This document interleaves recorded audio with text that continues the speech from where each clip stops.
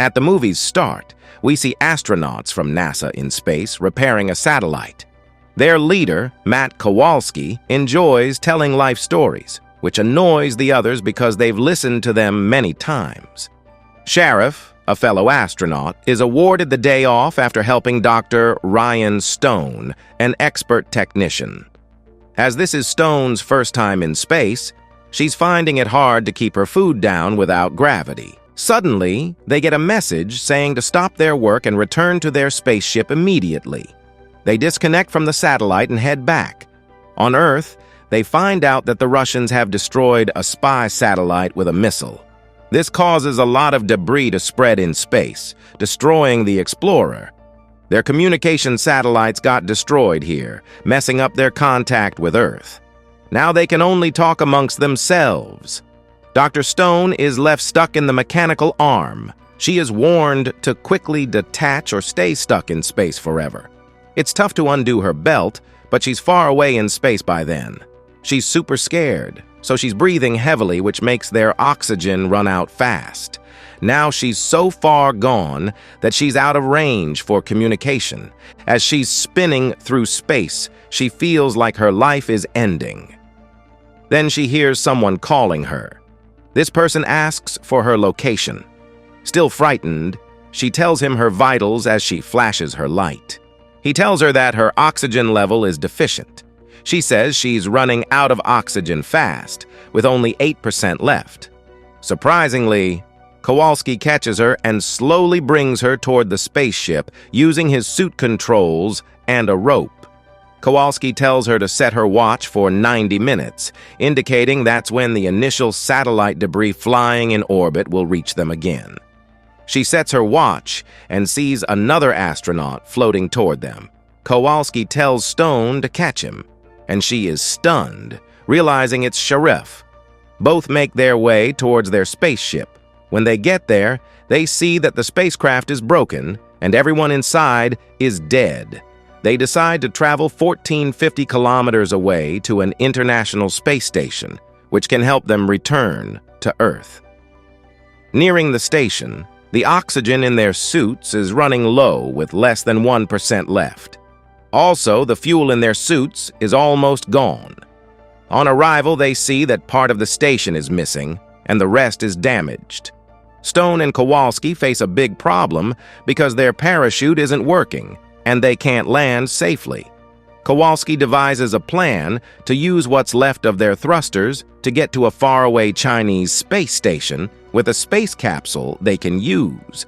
He uses all his suit's power to move quickly towards the space station, like a rocket.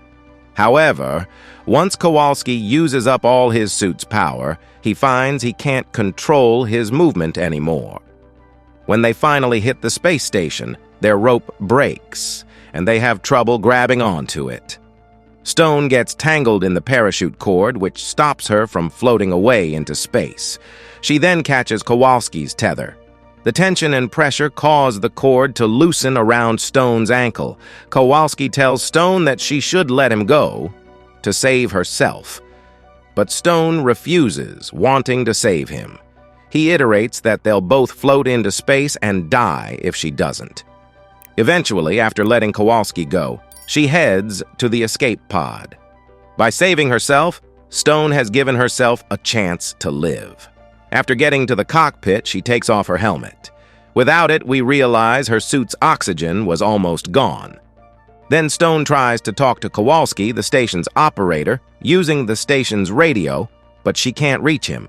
A fire starts in part of the station, leading her to move with urgency.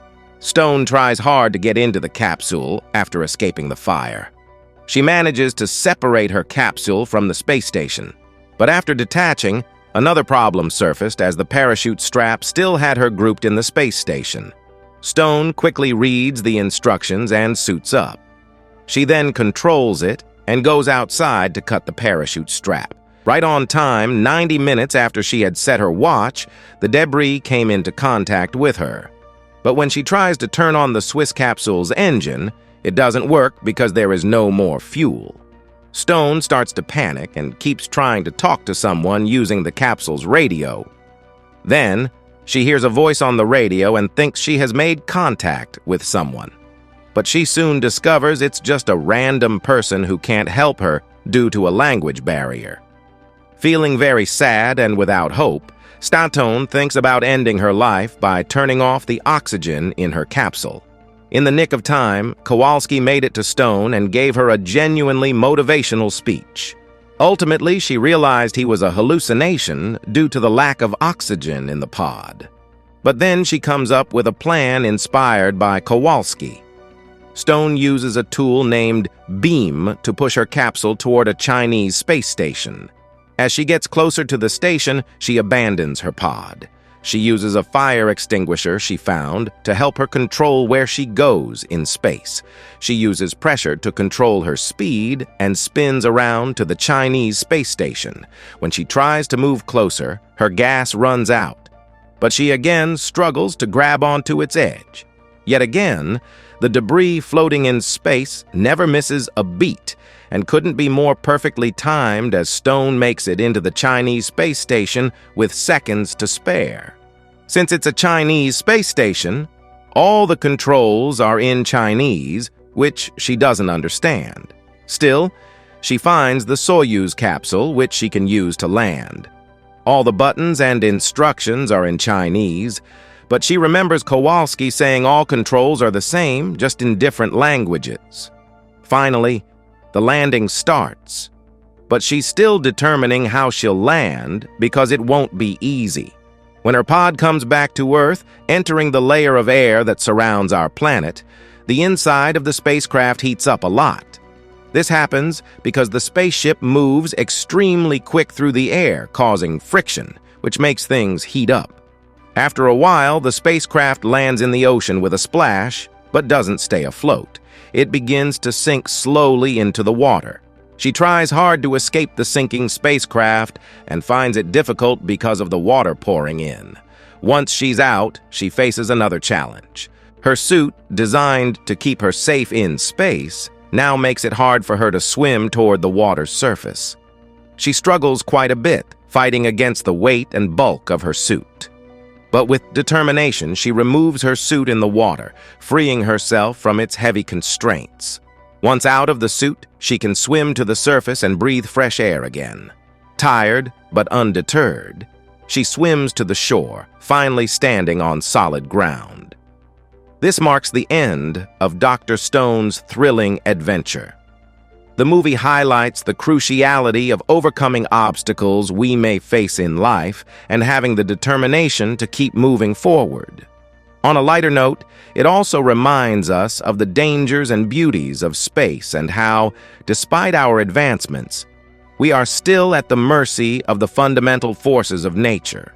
This movie was released on August 28, 2013. I hope you enjoyed hearing about it. Share your thoughts and recommendations for future videos in the comment section below. If you want to see more amazing stories like this, remember to subscribe to our channel. Hit the bell icon to receive notifications for new videos. Thank you for watching.